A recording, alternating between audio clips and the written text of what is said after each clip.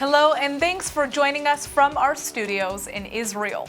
Coming up in today's newscast, the Russian Prime Minister shows major support for Israel. Political tensions rise in the Palestinian territories, and it looks like the Sea of Galilee may be in big trouble. I'm Natasha Kirchak here with the latest news in Israel.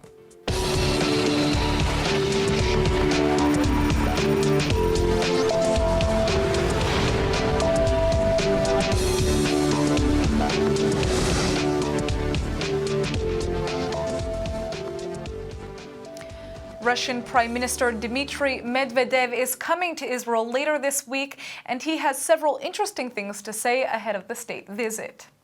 During an interview with Israel's Channel 2 News, the Russian leader warmly described his nation's ties to Israel, even when the two disagree. While downplaying Moscow's support of the controversial UNESCO resolutions, Medvedev is insisting Israel's rights to the Temple Mount are clear and that it would be absurd to deny them. He's also claiming the entire issue was over-politicized and is defending the Kremlin's sale of S-300 missiles to Iran against Israel's wishes because he says it only went through after the lifting of sanctions. Jerusalem opposed the shipment because those S-300s will make it far more difficult to strike nuclear facilities if Tehran builds a bomb. Medvedev is also justifying Russia's air campaign in Syria, saying even Israeli leaders prefer continued rule by the Assad regime than the prospect of future rule by terrorists. He's even issuing what is widely seen as an ominous warning to the thousands of Russians believed to be fighting in the Arab Republic on behalf of the Islamic State. Эти люди возвращаются из таких командировок абсолютно зомбированными. Они возвращаются уже патентованными убийцами, террористами. И мы не заинтересованы в том, чтобы после того, как они повоюют в Сирии, они потом устраивали что-то подобное у нас. Мы этот опыт имеем, в том числе в период событий на Кавказе в 90-е годы. Turning to the Russian initiative to host a conference on the Israeli-Palestinian conflict, Medvedev says Moscow isn't looking to replace Washington, but that it's very sad that there hasn't been any recent progress in the peace process. Israel's religious Jewish population is continuing to oppose the national draft and is again taking to the streets of Jerusalem to vent their objections. Demonstrators blocked roads and burned garbage cans in the center of a religious neighborhood during the latest protests last night. The police were called, but there were no reported arrests. The government already enacted a major amendment to the Equal Service Law that calls on every 18-year-old from all sectors of Israeli society to join the army. That shift reversed major parts of the 2014 bill, including the dropping of serious penalties for draft dodgers. But the religious community says it's not enough. There's still an annual quota for religious soldiers, and several have been detained this past year for refusing to report for duty. The protesters want to see the reinstatement of blanket exemptions enjoyed in the past. They say observant Jewish men should be allowed to study at religious seminaries instead of going to the army, which they think forces secularism on their lifestyle and beliefs. The American presidential election is less than 48 hours away, but it's still unclear which candidate the most Israeli-American voters will be supporting. Now, a new survey has just been released claiming that the majority will be voting for Democratic nominee Hillary Clinton. The poll published by the Rafi Smith Institute has surveyed around 500 Israeli-American voters. 49% of the respondents say they consider the former Secretary of State a better candidate, while only 32% prefer Republican nominee Donald Trump. So what about the other 19%? Those participants simply didn't express a preference. The respondents who tend to vote for right-wing parties in Israel show greater support for the GOP candidate, with only 39% of Likud voters expressing their support for Clinton. Yet in the political center, there is a clear preference for Clinton over Trump, with 84% of center-left Zionist Union voters claiming they'll vote in her favor. These findings were published just a day after the release of the exit survey by iVote Israel, which indicated a slight preference for Trump. The contrasting poll showed that out of its 1,140 respondents, 49% voted in favor of Trump, while only 44% gave their vote to Clinton. Joining us in the studio today are Hezi Kugler, a lecturer on public policy at Haifa University and a supporter of Hillary Clinton, and Ariel Iluz, a Republican Party consultant. Both are here to make their case for their candidates. Thank you guys so much for coming in. Good afternoon. So let's begin. Practically every presidential candidate since 1967 has promised to move the U.S. Embassy to Jerusalem from Tel Aviv, but has not. What makes Trump or Clinton's promises any more trustworthy? I believe that there's a lot more credibility to what Hillary Clinton says. She doesn't have a habit of reversing her position on the basis of a whim from day to day without respect to whether or not the embassy is actually coming from Tel Aviv to Jerusalem. The fact that people make certain promises in election campaigns is a worldwide phenomenon. We're pretty familiar with that in Israel as well. So I think really the real question is who's going to be consistent, broadly speaking, on the policies that they're talking about. Of course, first of all, you have to be able to understand what the person's policies are in the first place. I think on that as well, we have a lot more coherence, certainly on foreign policy matters, but also on other ones as well, from Clinton as opposed to Trump. And I believe that we are pretty clear on what Clinton's policies will be vis-a-vis Israel. After all, she was a Secretary of State for 4 years, so we have a good idea of how she'll act. With respect to Trump, what do we call it in cards? In a game of cards, it's kind of the Joker. Who knows? Now, what would you say to that, Ariel? Well, I think that the stamina and the ability of Trump that we see now to stand against 16 other Republicans and win them, and so it shows, it gives us a clue about his personality, about his maybe about his biggest move that he already did, like win other 16 Republican, and the next thing that he will do, and he promised, and I really believe that he will do it, which is to move the embassy from Tel Aviv to Jerusalem. And by the way, 25 or 30 years of political career of Hillary Clinton shows the opposite, my friend. It shows that she had a lot of promises and a lot of words, but not a lot of received. So I'm not sure that she can do it. I don't think that she said that she's gonna do it. And as far as I know, she could move the embassy to West Jerusalem, but she didn't. So for me, it's a question how she sees Jerusalem in her eyes. Maybe she sees Jerusalem as a settlement. Maybe she sees a problem with Jerusalem. I don't see the problem why our best friend, America, can see our right to choose what city is our capital, like any other state. So for me, this is the question. Hillary is the joker. All right, now let's talk about the issue of anti-Semitism. Now, Trump has shown support for the Jewish people and his love for the Jewish people, but at the same time, there are a lot of anti-Semites and racists among his supporters who are speaking out against Jews. How do you respond to Trump not condemning these people and allowing them to continue, their libel? I'll say very clear, I'm not sure they're going to vote for Trump. I won't be surprised if they will vote for Hillary, by the way, because they say, by the way, they say it's been years that they said they will vote for Republicans. It's not the first time. Check it. And I think that those people, no one can control the voters, but Trump shouldn't be, he needs every vote. He can't just say, I'm against them because they said they will support me. They said they will support him, but behind the scene, they can vote for anyone. So I'm not sure. But is by not outwardly condemning, that type of speech, that type of hate speech, in a way supporting it? I mean, what would you say to that, Hezi? It's a lot more than condemning or not condemning hate speeches. Trump has based his campaign on sowing discord and divisiveness based upon actually appealing to racism and discrimination. I mean, that is how he beat his other 16 opponents, by appealing to the baser instincts. And still Ben Carson is next to him. Ben Carson is a different story, but then let's say 15.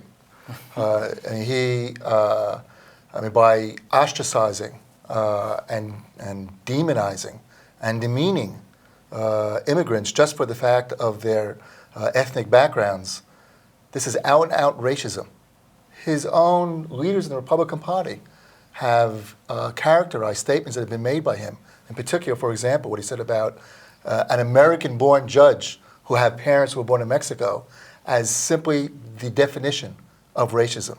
So it's not surprising that people in the United States who are bigoted, and unfortunately there are too many people still in the United States who are bigoted, it's not surprising that Donald Trump appeals to the bigots.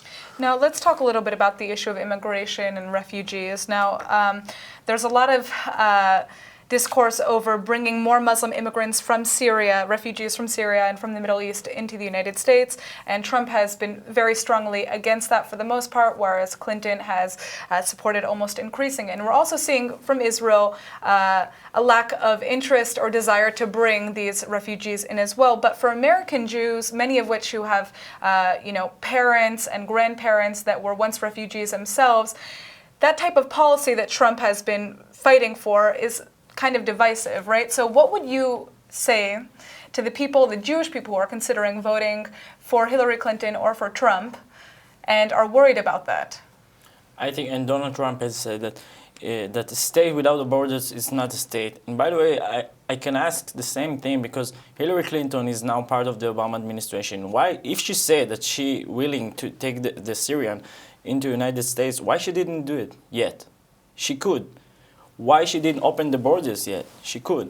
So for me, it's very, I can't understand that, and I didn't understand. You compared something about the Jewish refugees because there is no. Back in World War II, right, during the Holocaust. So I think there is no place to compare between those kind of refugees to the Syrian or other murder refugees in the world, because back the time there wasn't Israel.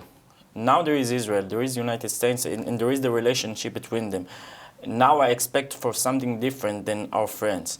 So, and I don't think that Donald Trump mean to something different. He's just talking about the economic issues, and he's talking, of course, about the demographic issues. But for me, when I see Hillary promise, I just ask myself why she didn't do anything yet. She could. So. Is he? Well, first of all, we need to remind ourselves that Hillary Clinton has not been a Secretary of State for the last 4 years. So the policies with respect to immigration over the last few years certainly are not something that she could have done anything about in terms of actually implementing policy. But beyond that, I can't help but remember way back when Menachem Begin got up and said, we in Israel are going to take in the boat people from Vietnam. That's how the Vietnamese came to Israel. Specifically because of our own heritage, where we had no place to go. They wasn't terrorists. Who knows what people would have been in there? Do you really think that the vast majority of the people, the common people who are suffering in these countries, who knows? Germany knows, are France terrorists? knows. Look, way back, that's the kind of claims that used to be made, I have to say, even against the Jews who used to flow into the United States as if they're socialists, communists, going to undermine America. Had my own ancestors, great-grandparents not been allowed to come into the United States, more than likely I wouldn't have been here today. They also would have gone to the gas chambers. The United States is built upon the concept of send us the persecuted, send us the people who have no other place to go. It doesn't mean to let them in en masse without reviewing who may be there. There are means to review them. Clinton has said that she would do that. I have no doubt that she will do that. But to close off the borders en masse, just because of the ethnic background of the people who are coming in, is so anti-American as to be unfathomable. It goes hand in hand with what we talked about beforehand, a person who is inherently bigoted and appeals to the baser instincts of some people who are still thinking along those lines in the United States. I doubt that they'll be the majority. Now let's talk a little bit about the polls. We have the election coming up in less than 48 hours, and still there are a lot of divisions within Israeli-American voters as to who they're going to be voting for. Polls are showing different things. One day Trump is winning, one day Clinton is winning. What do you guys think that we can expect to happen from Israel? Okay, I'll start. Well, first of all, I think that polls have shown very, very consistently that most people in Israel, forgetting if they're Israeli Americans or not, but most people in Israel support Clinton as opposed to Trump. And I also think that we have seen that most polls show that American Jews support Clinton over Trump. You put the two together and you can expect that most people who live in Israel and who are eligible to vote in the United States, by definition, will end up voting for Clinton. I think that will be the majority of the people. I think it's, first of all, because they identify the fact that the interests of the state of Israel will be best served by a President Clinton. And secondly, the values that we share in Israel with the United States will be best represented by a President Clinton, including because of the reasons I just mentioned earlier. I don't think that Jews, whether in Israel or in America, can identify with the kind of rhetoric and positions that have been placed front and center by Donald Trump. So, the only issue is that we're seeing a much stronger Republican presence here on the ground in Israel when it comes to getting more voters to get out and vote, obviously, for Trump. What would you say about that, Iluz? Why are we seeing more of a presence from the Republicans versus the Democrats? I think it's connected to the last election here in Israel because just like the last election here in Israel, the entire media was recruiting to the left wing, and at the day of the election, we saw this surprise. By the way, I wasn't surprised at all because now I see that the Americans start to understand maybe that they're smarter than their media.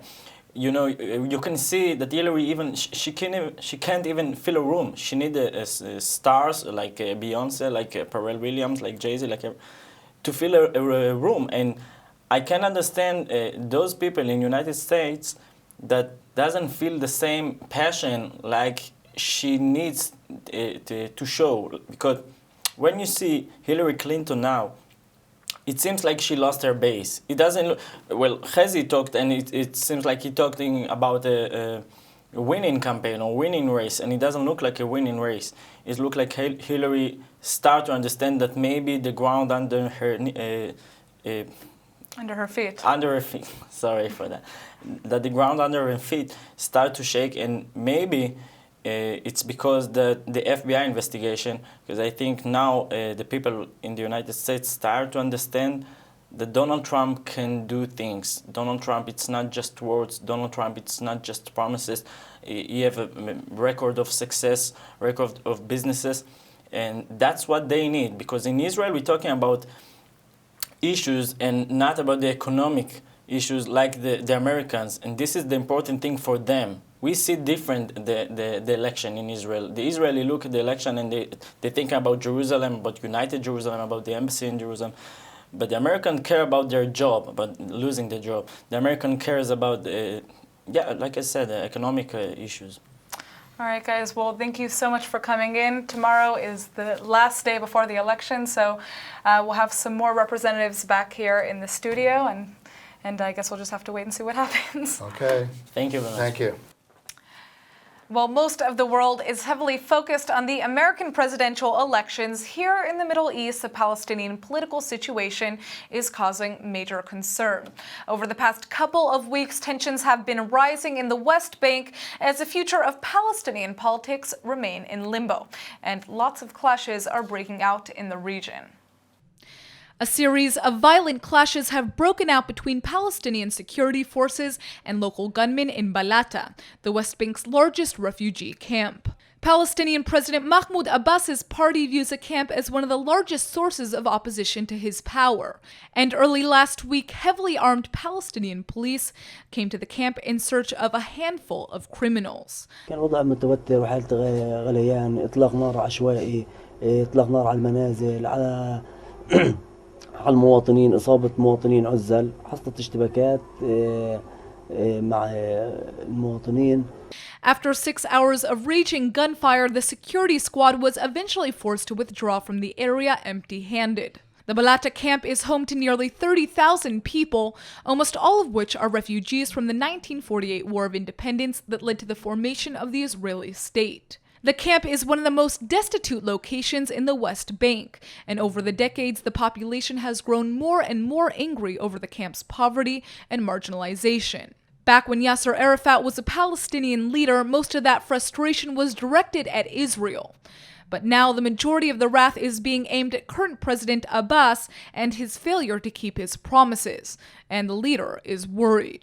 إذا الرئيس محمود عباس اللي بعض الناس بتحاول إنه تروج ولا إذاعات بعض المرتزقة والمتسلقين زي ما بسطوا له صورة إنه هناك حالة انقلاب وتمرد على الرئيس، إحنا نقول له هذا الحكي عار عن الصحة.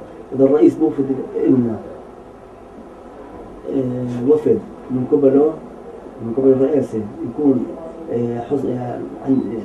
له ثقة كبيرة بيتمتع فيها تنحل مشكلة الراتب بربع ساعة. Until Arafat's death in 2004, the Fatah party was tightly unified and the biggest force in Palestinian politics.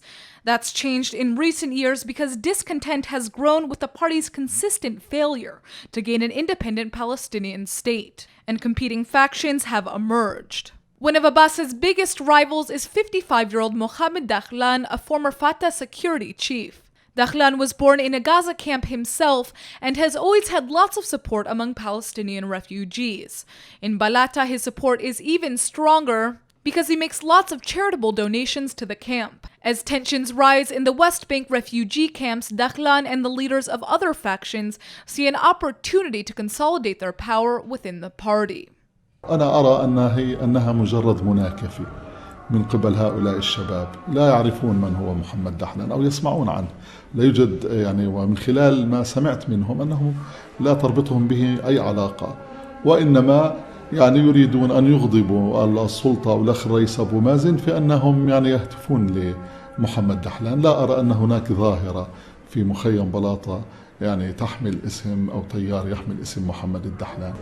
Now there's growing international concern that the conflict within Fatah will become violent, with the refugee camps being the main source of tension. There are 740,000 registered refugees living in 19 camps throughout the West Bank, and many of their leaders are coming together to discuss their options. The UN Special Envoy on the Middle East is unsurprisingly speaking out against several recent statements by Israeli Defense Minister Avigdor Lieberman. ILTV's Aaron Porras has more on the story. In October, Jerusalem's defense chief said that if Gaza's Hamas rulers cease their hostilities, the Jewish state would be the first to invest in building an airport in the Palestinian enclave, in addition to a seaport and greater industrial zones. But the UN's special coordinator, Nikolai Mladenov, said that actually the provision of jobs and housing are far more pressing matters. According to Mladenov, the Gazan public has lost hope amid a 40% unemployment rate that's left about 2/3 of all young people without a way to support themselves. He's also pointing out that despite world pledges, nearly 90% of the homes damaged or destroyed when the terrorists attacked Israel in 2014 have yet to be repaired. While Mladenov is warning that Gaza is more dangerous and explosive than ever, the good news is that he doesn't believe another war between the two sides is on the horizon at this time. Even though the rainy season has officially begun in Israel, you wouldn't really know it. While everyone's enjoying the mostly glorious sunny weather we've been having, the lack of precipitation over the past couple of years is causing big problems at the Sea of Galilee. ILTV's Emmanuel Kadosh has more on this story. The sea is dependent on replenishment from the Jordan River, but hydrological experts say its flow last month was the lowest it's been since 1926. That's because the lack of rain has also depleted the streams and nearby springs which feed the Jordan itself. This in turn is causing water levels at the Sea of Galilee to shrink by almost 6 inches in October alone, to nearly 28 inches below the lower red line. That shortage results in rising saline levels, which means less irrigation from local crops. The Water Authority is doing its best to cope by drilling for more groundwater in the region, as well as restricting the amount of water permitted to be pumped into the national carrier. Desalinated seawater is being used as a substitute whenever possible, and there are plans to open another treatment plant in the Western Galilee. And in attempts to lower the high salinity rates, they're going to funnel salt water from one of the sea's tributaries to the saltwater carrier. But perhaps best of all, everyone's also just praying for rain.